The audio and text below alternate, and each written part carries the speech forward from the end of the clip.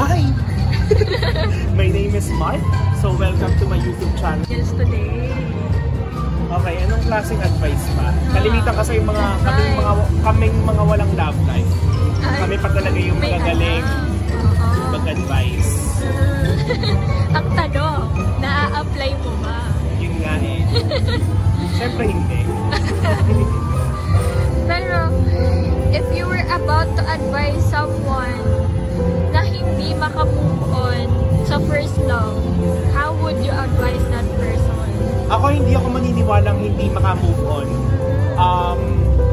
Kasi pag mahal mo pa talaga yung tao, hindi mo hahayaang mag-move on yung sarili mo. Ayun. Pero, hindi, aminin natin yan, darating ka dun sa time, nasawa ka na.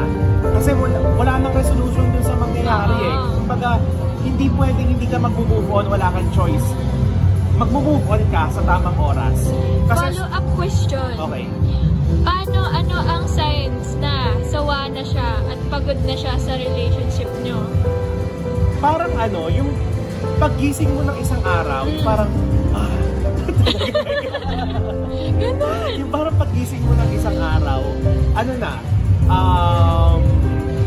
yung immune ka na, yung parang, ba't ko ba ito ginawa sa kanya? Ang dami na palang tao na dapat binigyan ko ng chance. Kasi diba, pag broken tayo, parang feeling natin, yung paligid natin ang dilim. Ayaw natin lumabas, nagkukulong tayo. Hindi natin nakikita yung bright side ng life, diba? Pero talagang, darating ka talaga sa point yung mananawa ka, yung pagising mo na parang, ayoko na ng ganito. Makikipag-meet na ako sa friends ko, lalabas ako, manonood ako ng sine mag-isa. How do you make a relationship healthy na hindi mo isa-sacrifice ang self-growth mo? Trust. Kasi ang natutunan ko sa lahat, bago mo mahalin ng isang tao, dapat may trust kayo sa isa't isa. Hindi pwedeng love lang. Kasi ang love madali eh. Di ba kahit sa kaibigan natin, meron talaga tayong love na friend. Madali yan. Kasi ang love, madaling i-spread yan. Pero ang trust, napakahirap i-gain yan. So pag nawala na yung trust, hindi na. Promise, pag nawala ilang beses dapat magtiwala at magbigay ng chance sa tao na yun? Sa akin walang beses eh. Kasi mararamdaman mo yan. Parang, di ba ikaw, parang mararamdaman mo yan na parang enough na yan. Kasi parang habitual na. Parang paulit-ulit ng ginagawa. Kasi parang kung ano yung ginagawa, kung ano yung iaalaw gawin ng gawin sa'yo patuloy, yan yung mangyayari. Pero pag di mo na inalaw yan, mas magiging peaceful. How can you, do you find it healthy na there are some points ng partner mo before yung life niya is dapat i-share niya sa'yo or depende sa kanya? Kasi ako, naniniwala ako pag nag-partner ka, di ba? Andyan yung sinasabing, welcome to my life. O, di ba? Yes. Kasi magiging kasama mo yan sa buhay. Hindi pwedeng, hanggang dyan ka lang, hanggang ganun. Hindi partnership yon, dapat bukas. Tsaka, ang hirap nung may conflict yung hindi alam ng family. Ayoko na ng ganun. Masyadong, parang ako nire-respeto ko yung may mga ganung setup, pero sa akin, hindi siya talaga mag-work. Grabe, daming natututunan. Pagka parang, di ba? Hindi masama maging choosy. Kasi pag choosy ka, ibig sabihin, alam mo na yung gusto mo. Oo, tsaka alam mo yung worth mo. Oo, di ba? Alam mo yung worth mo. Kumbaga, pag parang hindi niya, pag parang hindi ka na-appreciate, ganun talaga di, babay na, di ba? Next question. Kapag yung partner mo, tapos nakilala ka na ng family, sa tingin mo, kailan ka dapat ipakilala? May tamang time ba? Sa akin walang tamang time. May ba? Walang specific. Kasi parang pag ako, kahit hindi ako ganun katanggap. Paano ba? Ang hirap i-explain yan eh. Kasi tayo lang makakaramdam yan kung tama na ba yung panahon. Para Pero, kunwari may partner ka na, tapos nakilala ka na ng family, kaso nagkaroon ng issue. Yun naman, nasa sa kanila yon. Kasi merong family na kahit gumawa ka ng maganda, ang hahanapan ka ng mali sa'yo. So, problema na nila yon. Kasi for me, wala naman taong lahat na lang mali eh. Dapat hindi. Ako kasi, kung may mali, hahanap ako ng maganda dun sa tao. Tapos, yung mga mali niya, alamin ko kung ano yung root nun. Kasi wala naman taong mali. Dahil wala lang, gusto niya lang maging ganon. Lahat siya may root, lahat siya may pinanggagalingan. Kasi ako before masyado akong judgmental. So, nakalimutan ko pala na parang, ay, oo nga, kasi ito, you know, pag ikaw na pala yung nasa ganung situation, maintindihan mo kung ba't ganun yung tao. Pero, do you believe ba na as time goes by, nawawala yung kilig, nawawala yung willingness mo para mag-effort sa tao? Pag hindi ako na-appreciate, tinitigilan ko. Kasi parang, bakit ako mag-i-invest ng ganyan kung in return wala namang percentage na babalik sa akin? Hindi, sorry I mean, ayokong magsinungaling kasi ganun ako eh. Bakit nga, di ba, ba't ka mag-i-invest sa isang bagay na alam mo kung return sa'yo, lugi ka? Oo. E di, better na maging single ka na lang ng matagal na panahon. At least, wala pang, mas peaceful ka, di ba? Mas, wala, hindi ka nag-expect. Kasi, sinasabi ng iba, don't expect. Hindi totoo, nag-expect ka. Kaya ka nga nagmahal eh. Kasi ini-expect mo na mamahalin ka. Tama. Diba? So, dapat, kapag you find someone, dapat talaga sineset mo yung standards mo. Oo, hindi masama yun. Kasi nga, choosy ka nga kasi alam mo na yung gusto mo. Pwede bang, sige, okay lang yan. Yes. Hayaan mo na, di ba? Walang ganun, di ba? So, kanya-kanya tayo ng gusto. Tsaka, respeto na lang sa gusto ng isang tao. Parang ganun. Tsaka mararamdaman niyo yun kung may mutual feelings kayo sa isa. Oo naman. Pero paano mo i-deal kapag ang isang partner mo, hindi niya nakikita na hindi niya mabigay sa'yo yung support niya sa'yo, pero gusto niya, pero hindi niya talaga nagiging consistent. Dapat mo ba bang pagbigyan, antayin? Oo, kasi tao lang siya. May reason din kung bakit hindi siya consistent. Talaga? Di ba? Pero kumbaga, hanggang kailan mo aantayin? hindi ko rin masasabi kung hanggang kailan. Pag So, try nangyari nyo na. hindi natin malalaman.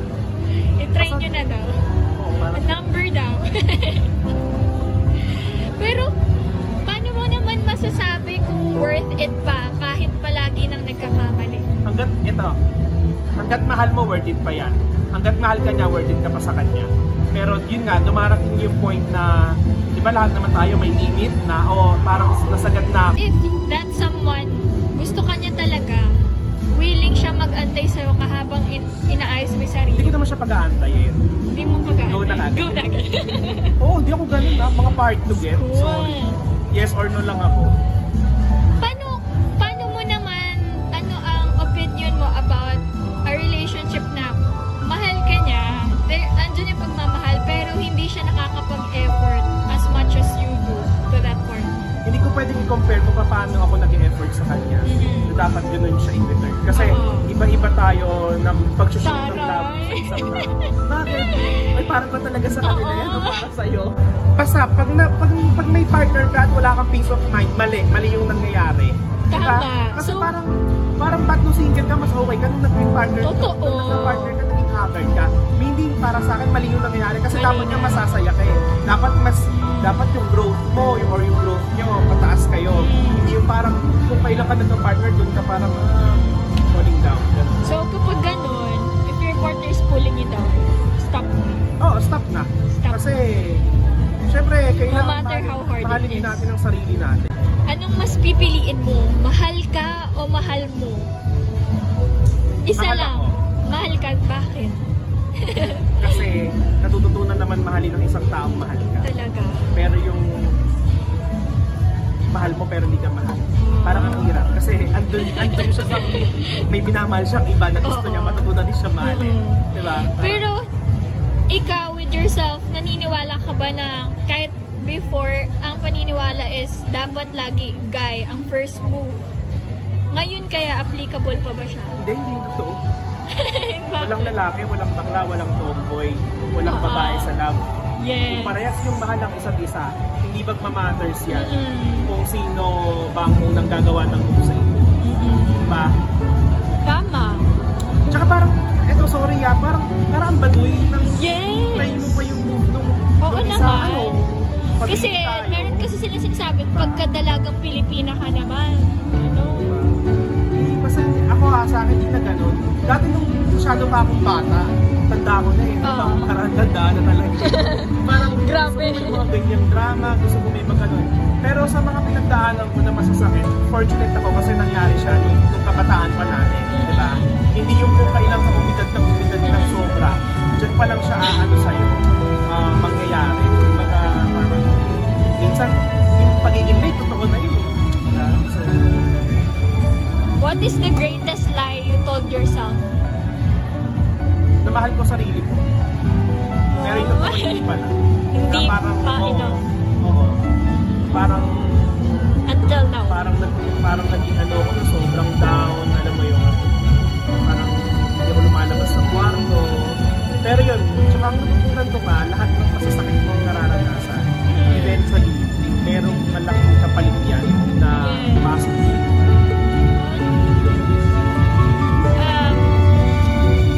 Ang daming advices today, ha? Tama na yung minutes na yun. Kaya nga. Oh, ending, ano na lang, anong masasabi mo sa mga taong pinipilit pa rin magmahal kahit hindi na dapat?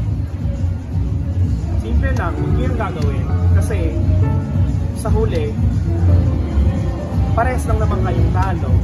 Kasi kung mahal ka ng isang tao, hindi mo kailangan pilitin na mahalin ka niya.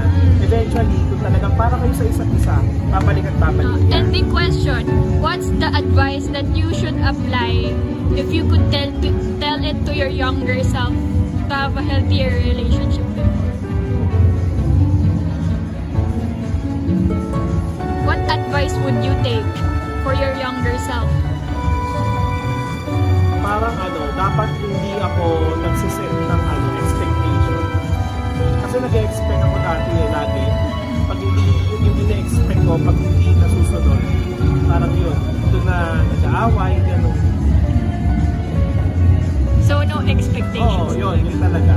Oh guys, no expectations now. For more questions, leave the comments below. Sasagutin po niya.